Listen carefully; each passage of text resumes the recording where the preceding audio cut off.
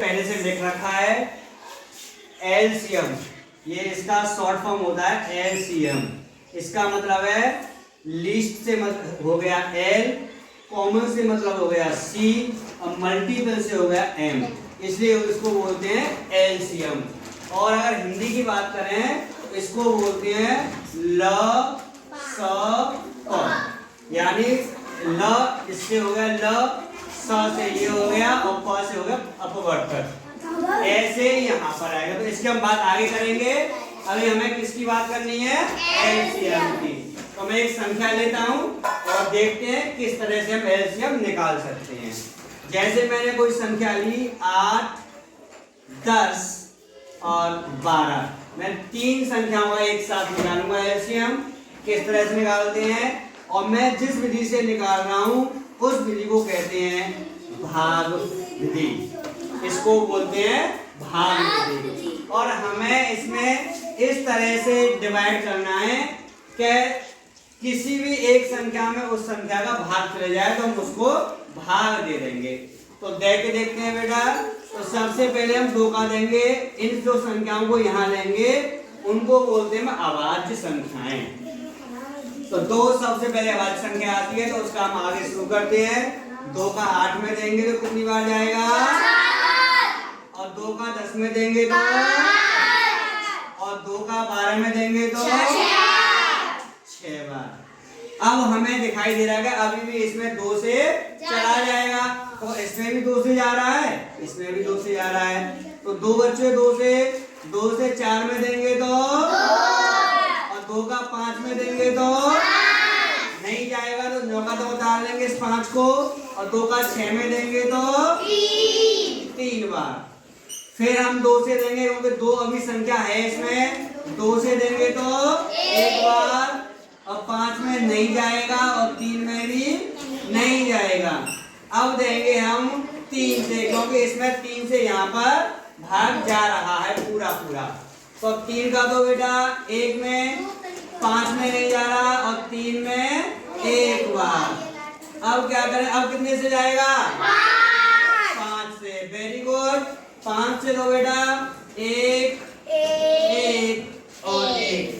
हमें ये एलसीएम, इसके जो अभाज्य गुण करने कब तक करने? जब तक हमारा नीचे 1 ना आ जाए। अब हमें क्या करना है? इन सब का हमें क्या करना है? तो गुणा करते हैं बच्चों, करो। यहाँ लिख देंगे, हमें एलसीएम निकालना है तो यहाँ लिख देंगे एलसीएम, और इनका गुणा करना है हमें 2 गुणा 2 गुणा 2 गुणा 3 गुणा 5। इनका गुणा करो बच्चों, 2 दूनी 4 दूनी 8 3 24 पंजे 120। Very good. ये हमारा आ गया आंसर। ये वो नंबर होता है जो 8, 10 और 12 से पूरा पूरा कट जाएगा। ये सबसे छोटी संख्या होती है, इसलिए इसको बोलते हैं लघुत्तम समावर्तक। यानी ये वो नंबर आ गया जो हमें नंबर दे रखा था, इन तीनों से ये वाली संख्या पूरी पूरी कट जाएगी। ये हो गया हमारा ल स प यानी एलसीएम। अब बात करते हैं एचसीएफ की। देखो एचसीएफ का मतलब महत्तम समावर्तक। हाईएस्ट के लिए हमने H, कॉमन से लिया हमने C और फैक्टर के लिया हमने F, इसलिए इसको मिलाकर के बोलते हैं HCF। मैं इन्हीं नंबरों को लूंगा और इन नंबरों को जैसे मैं लूंगा ऐसे मैं तुम्हें HCF करके दिखाऊंगा। तो चलो बच्चों लेते हैं 8 और 10 और 12। इनका हमें क्या निकालना है? HCF। यानी इसका मतलब ये हुआ हमें इन तीनों में से एक ऐसी संख्या निकालनी है जो महत्तम का मतलब है इनसे इन तीनों में उनका भाग चला जाए पूरा पूरा, ऐसा नंबर निकालना है। तो निकालते हैं, निकालो। इसके गुणनखंड करो, 1 दूनी 2 दूनी 4 दूनी 8। अब 10 का करो, 1 दूनी 2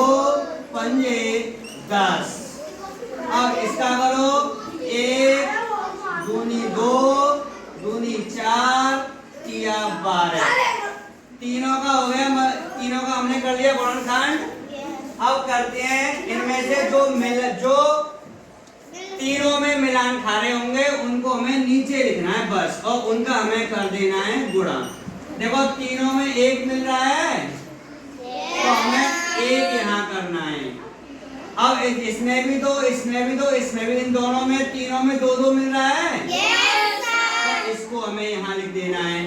अब बताओ, देखो यहाँ पर दो है, क्या यहाँ पर भी दो है? यहाँ पर दो है लेकिन यहाँ नहीं है तो हमें दो नहीं लिखना। ये वाला दो देखो यहाँ पर, तो यहाँ 5 है, यहाँ पर भी 5 नहीं और यहाँ पर भी 5 नहीं है, तो क्या हमें 5 लिखना है? नहीं लिखना। 3 चेक करो का 3 यहाँ पर है लेकिन यहाँ नहीं है, यहाँ तो हमें, तो इसका मतलब हमें ये सब कुछ छोड़ देना है।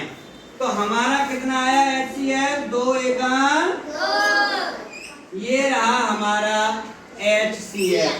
अब ये सबसे छोटी संख्या कहो या सबसे बड़ा अपवर्तक कहो, गुणनखंड कहो, ये ऐसा नंबर है इन दोनों में उसका भाग चला जाएगा, यानी पूरा पूरा भाग चला जाएगा 2 का।